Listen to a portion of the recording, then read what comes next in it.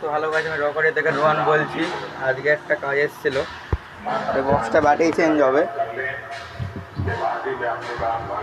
Battery খারাপ হয়ে গেছে। গান শুনতে শুনতে কাজ হচ্ছে। আর এই বোর্ডটা আবার স্টকে চলে এসছে আমাদের। স্টকে গাইস আবার চলে এসছে 550 টাকা।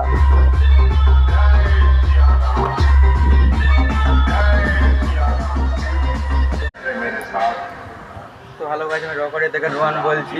আজকে একটা কাজ এসেছিল, এই বক্সটা ব্যাটারি চেঞ্জ হবে। ব্যাটারি খারাপ হয়ে গেছে।